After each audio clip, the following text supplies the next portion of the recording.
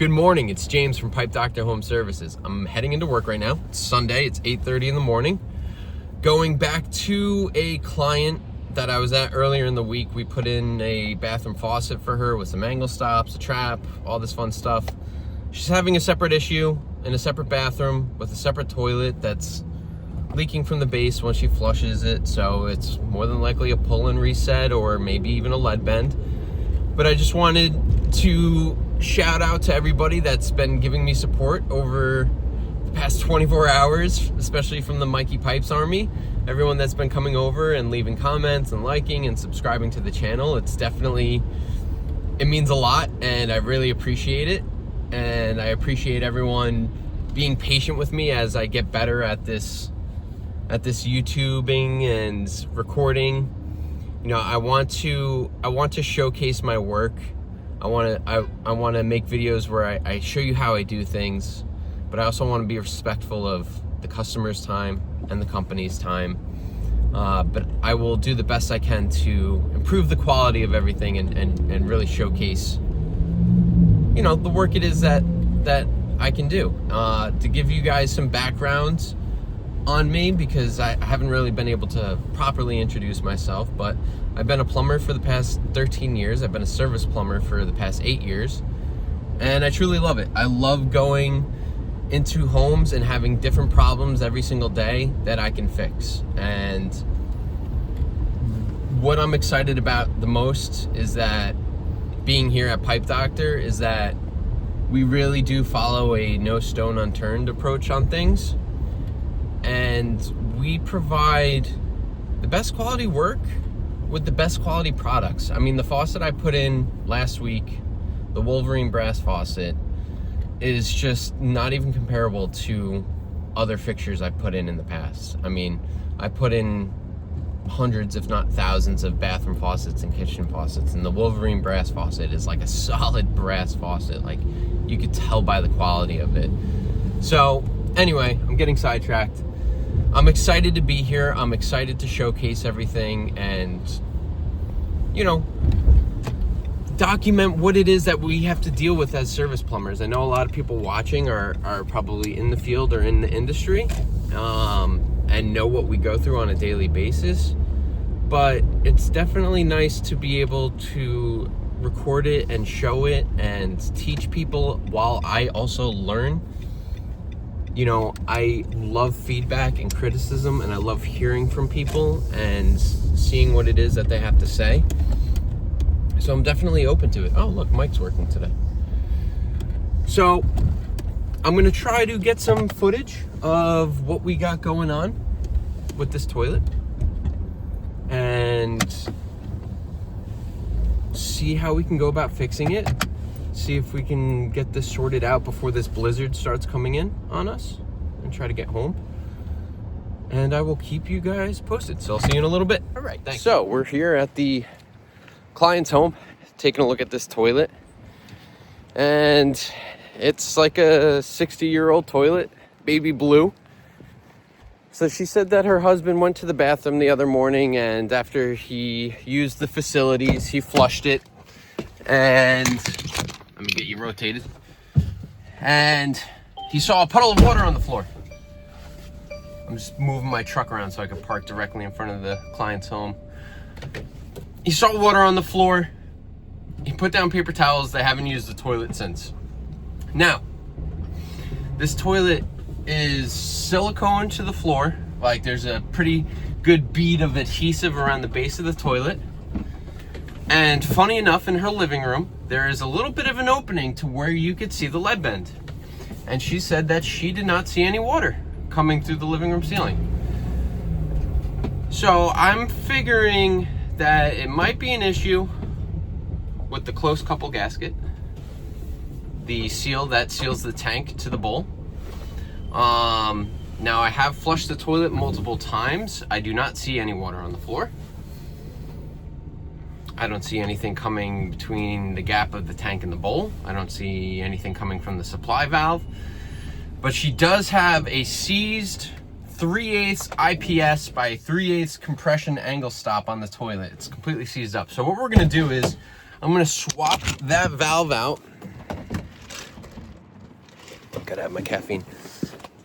I gotta swap that valve out, put a new valve in.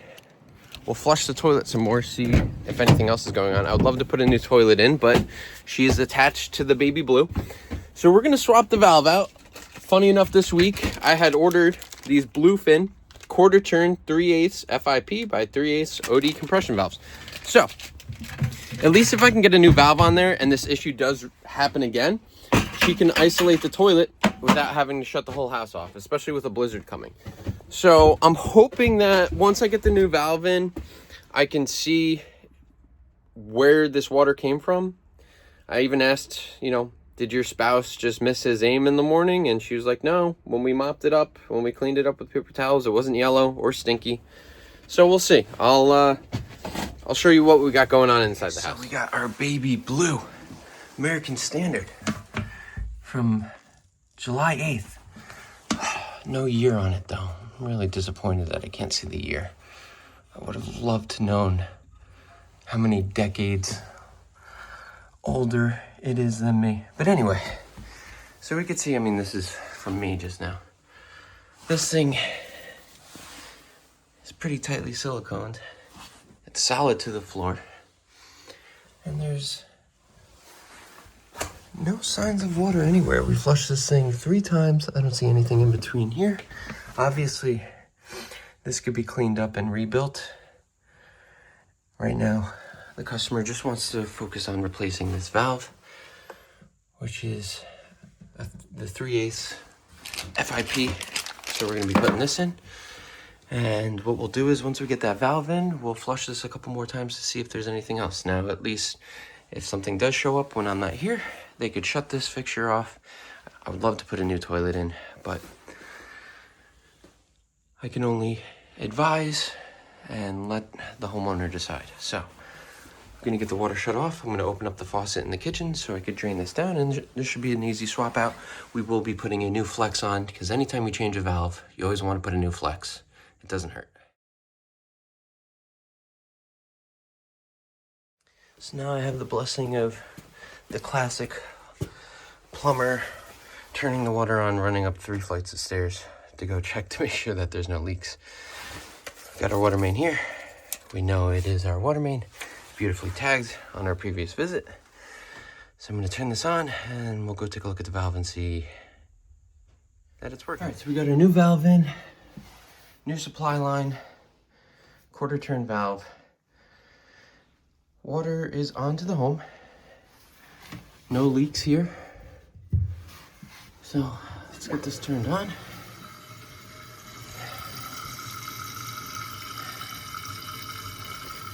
When I first got here, this was like this, sticking out. If I can stay in there. Zoom out a little bit. All right, I'm gonna let this refill and then we'll flush and see what happens. All right, so we got it refilled. Open her up.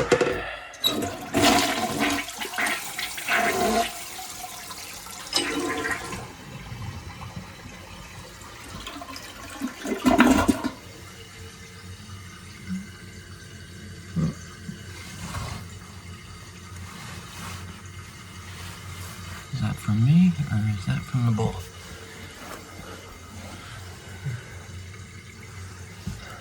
Let's dry that up and check that one more time.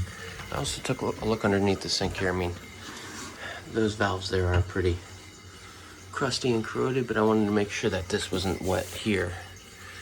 And maybe the water came down and came out and made it look like it was the toilet, but this is fine. I ran this for a bit. I would love to redo this, but let me dry that spot up one more time and flush it again to just make sure that we have no issues with that spot. Flush number 2.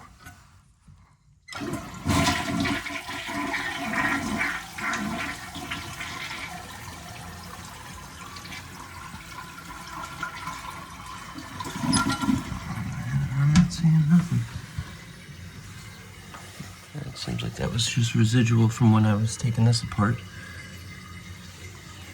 I mean, this toilet's solid to the floor, and like I said, with this bead of silicone around this whole thing, it would be showing in the ceiling downstairs, which is open, and I don't see any moisture down there. So the mystery remains unsolved of where that water came from. All right, so we got that all squared away. Got the new valve in. Customer thinks that maybe her husband spilled a cup of water around the toilet. It happened at 6 o'clock in the morning. So, I mean, I went through everything. I was as thorough as I could possibly be to try and see if there was any problems. I really wanted to at least rebuild the toilet, replace the parts, or put a new toilet in, but you know, she wanted to just do the valve, which is good because at least there's peace of mind. Of course, the train tracks go up and then the things go back down again. And then they're going up again. Holy moly. So yeah, I mean, at least she has the peace of mind so that if there is an issue with this toilet, she can isolate it without having to turn the whole house off, because we do have a blizzard coming, and if there's a problem, at least it can be, you know, shut off and we can get to it when we need to get to it. But yeah, let me know if there's anything that you think I might have missed. Let me know if you've had a ghost leak like that before and you're unsure of, you know, where could this possibly have come from. I mean, it really could have just come down to user error. Not user error, but, you know, 6 o'clock in the morning, people make mistakes and they don't realize they're not fully awake yet. So let me know what you guys think, and I'll catch you in the next video. Thank you.